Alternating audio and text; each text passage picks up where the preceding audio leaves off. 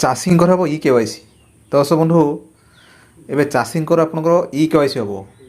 ଯେଉଁ ସରକାର ଆପଣ ଧାନ କିଣୁଛନ୍ତି ଚାଷୀମାନଙ୍କ ଠାରୁ ଆପଣ ଇ-KYC କରିବେ ଯେ ପ୍ରକୃତ ଚାଷୀ ଆପଣଙ୍କର କିଏ।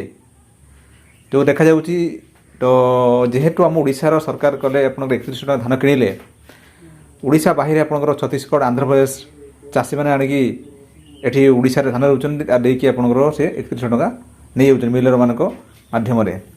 ତେଣୁ ଏହାଦ୍ୱାରା ଓଡ଼ିଶାର ଚାଷୀମାନେ ବଳି ପଡ଼ୁଛନ୍ତି। ଓଡ଼ିଶାର ଚାଷୀମାନଙ୍କର ସେ ମିଲରେ ଧାନ ପଡ଼ି ରହୁଛି।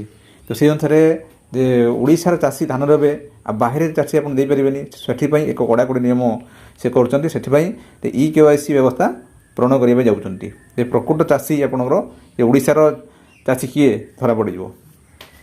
ତ ସେଥିପାଇଁ ଇ-KYC ଆପଣ କରୁଛନ୍ତି, ଯେଉଁଟାକି ଯେ ସରକାରଙ୍କର ଯେଉଁ ଲକ୍ଷ୍ୟ ଥିଲା ଯେ ରବି ଋତୁରେ 14 ଲକ୍ଷ ମେଟ୍ରିକ୍ ଟନ୍ ଧାନ ସଂଗ୍ରହ କରିବା, କିନ୍ତୁ ଆପଣଙ୍କ ସେ 19 ଲକ୍ଷ ମେଟ୍ରିକ୍ ଟନ୍ ସଂଗ୍ରହ କରୁଛନ୍ତି ଅଧିକ। କାହିଁକି?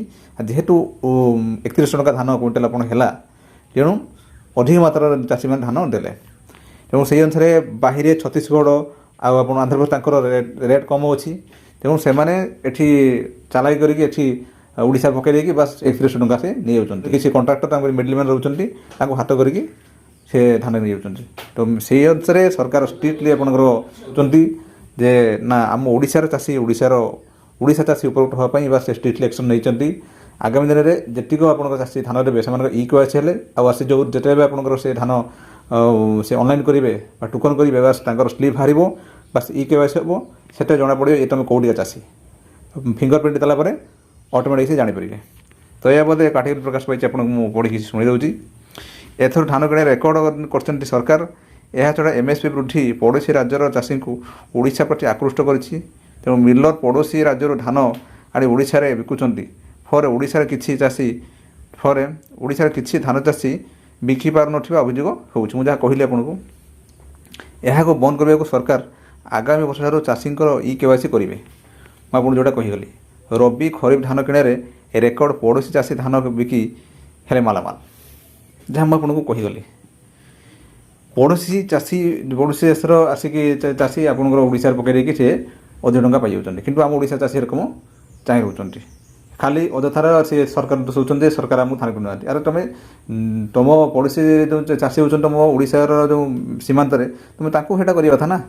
ଚାଷୀମାନଙ୍କର ବି କିଛି କର୍ତ୍ତବ୍ୟ ଅଛି। ସରକାର ଏଠି ସମସ୍ତଙ୍କୁ ଦେଖୁନାହିଁ, ଚାଷୀମାନଙ୍କୁ ବି ସେମାନେ ତୁମ ଓଡ଼ିଶାରେ ଆସିକି ଯାହା ବି ହେଉଛ ତୁମେ ଏଠି ଅନେଇଛ ତୁମେ।